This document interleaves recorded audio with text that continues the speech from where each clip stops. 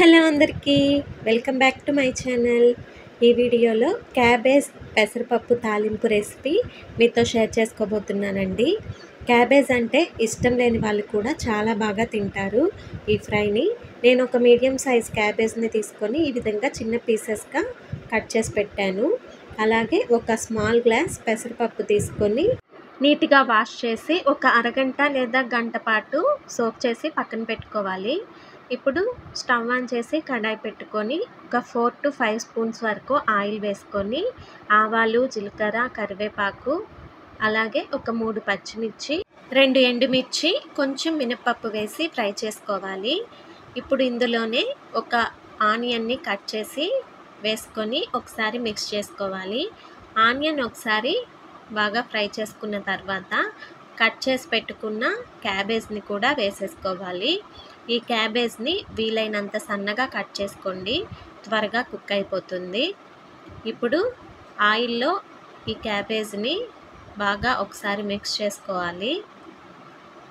ఒకసారి బాగా మిక్స్ చేసుకున్న తర్వాత లిడ్ క్లోజ్ చేసి ఒక 2 minutes వరకు క్యాబేజ్ని కుక్ అవ్వనివ్వాలి.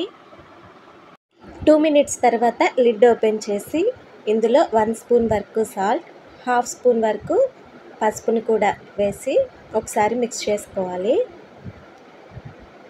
ఇలా మొత్తం ఒకసారి మిక్స్ చేసిన తర్వాత మళ్ళీ లిడ్ క్లోజ్ చేసేసి మధ్య మధ్యలో కలుపుకుంటూ క్యాబేజీ ఒక 70% వరకు కుక్ చేసుకోవాలి. ఇలా కుక్ అయిన తర్వాత ముందుగా నానబెట్టుకున్న పెసరపప్పును కూడా వేసేసి ఇంకో 2 minutes వరకు ఫ్రై చేసుకోవాలి. నేను ఇంకా ఇందులో చిల్లీ పౌడర్ని యాడ్ చేయట్లేదు. పచ్చిమిర్చి, ఎండుమిర్చి వేసాను కదా, ఆ కారం సరిపోతుంది. క్యాబేజ్ అంటే ఇష్టం లేని వాళ్ళు కూడా చాలా ఇష్టంగా తింటారండి ఇలా ఫ్రై చేస్తే మాత్రం. కొందరికి స్మెల్ అంటే నచ్చదు కదా, ఈ విధంగా చేసి చూడండి. ఇంకా ఫైనల్గా ఇందులో పచ్చి కొబ్బరి తురుము, కొంచెం కొత్తిమీరను కూడా వేసేసి ఒకసారి మిక్స్ చేసుకోవాలి. పచ్చి కొబ్బరి వేయటం వల్ల టేస్ట్ ఇంకొంచెం పెరుగుతుంది కాబట్టి స్కిప్ చేయకుండా కొబ్బరి తురుమును కూడా వేసుకోండి ఫైనల్గా. అంతేనండి, చాలా సింపుల్గా క్యాబేజీ ఫ్రై అయితే రెడీ అయిపోయింది.